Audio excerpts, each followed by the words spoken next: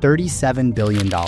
That's how much investors fought to pour into this supermarket chain from the Middle East, making it the most sought-after non-government IPO in the UAE in the last 10 years. 30 years ago, a young Yusuff Ali, who just arrived from India, opened the first Lulu supermarket in Abu Dhabi. Today, Lulu is the largest supermarket chain in the Middle East, beating Carrefour and Spinneys in market share, revenue, and store count. With more than 240 stores across 23 countries, Lulu employs more than 65,000 people and serves over 1.6 million customers every single day. But how did a young man with no money or connections build one of the largest retail chains in the Middle East? What made Lulu Hypermarkets an $8.4 billion powerhouse? And what does its record-breaking IPO mean for its global expansion?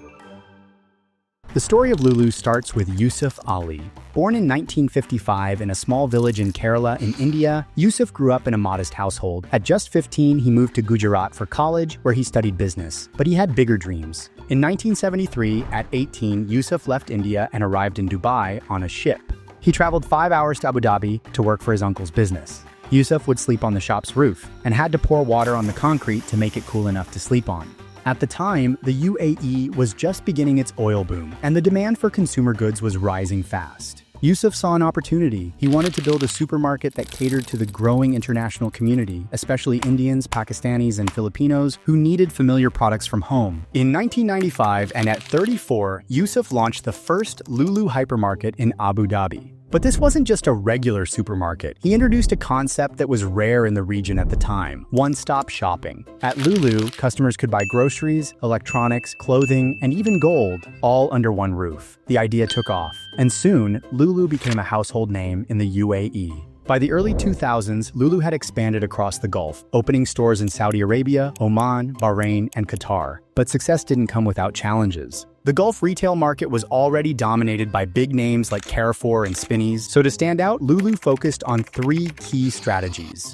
Affordable pricing. Lulu made sure its prices were lower than competitors, attracting budget-conscious shoppers. Global sourcing. The company set up sourcing offices in over 22 countries to import fresh produce, seafood, and groceries directly, cutting out middlemen and keeping costs down. Customer experience. Lulu stores weren't just about shopping, they were designed like entertainment hubs. Spacious aisles, vibrant food courts, and live cooking stations made the experience more enjoyable.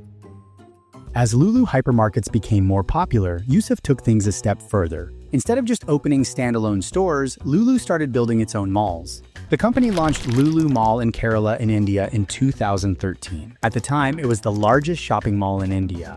More Lulu malls followed in other cities, bringing international brands, cinemas, and amusement parks to the region. This strategy allowed Lulu to control both the retail space and the customer experience, boosting profits and brand loyalty.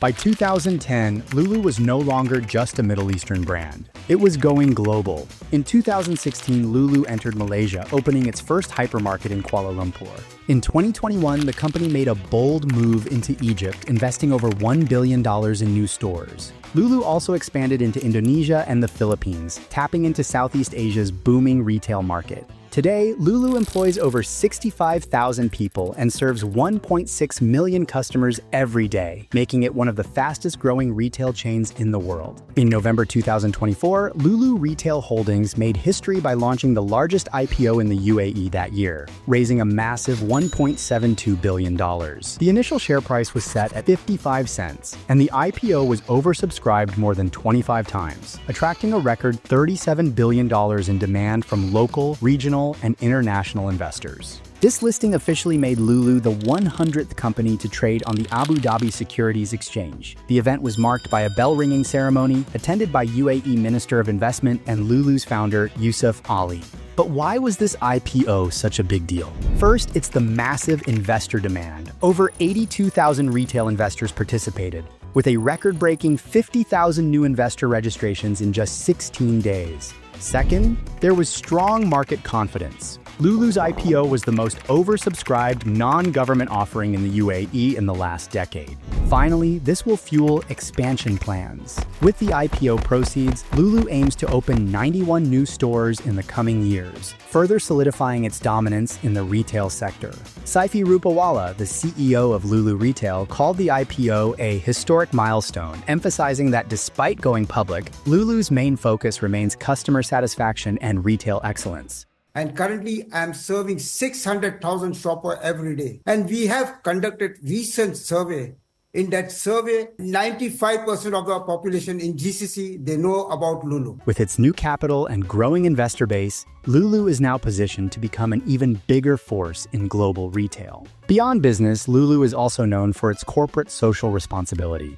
During the COVID-19 pandemic, Lulu donated millions of dollars in food supplies and medical equipment across the Middle East and India. The company also supports education programs and charity initiatives, particularly in India, where Yusuff has built hospitals, schools, and even a rehabilitation center for the disabled. And Lulu isn't slowing down. The company plans to expand further into Europe with upcoming stores in Spain and Italy. In India, Lulu is investing $2 billion in new malls and supermarkets. With e-commerce booming, Lulu is also growing its online shopping platform, offering home delivery and digital payment options. To compete with Amazon and Noon, Lulu knew it had to adapt. It's not just about walking into a store and picking up groceries anymore. It's also about shopping from your phone, getting same-day delivery, and paying however you want.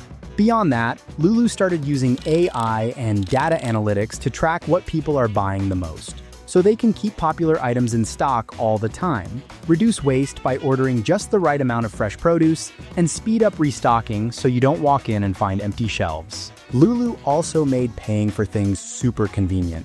Now you can pay with your phone using the Lulu digital wallet, scan and pay with QR codes instead of swiping a card, and buy now, pay later, which means you can grab that new TV or smartphone today and pay for it in installments. All these upgrades paid off. Lulu's online sales have tripled since 2020 as more and more people are shopping from their phones and getting deliveries instead of going to the store. In many ways, Lulu's rise is similar to Walmart's. It started as a small store but became a global powerhouse through smart pricing, strategic expansion, and customer-first thinking. Now, with its IPO, Lulu is entering a new phase, one that could turn it into a global supermarket giant. The big question now is, will Lulu's IPO give it the boost it needs to take on the world? If Walmart and Carrefour can dominate the retail industry, maybe Lulu has what it takes to do the same. Maybe the real question is the world ready for Lulu?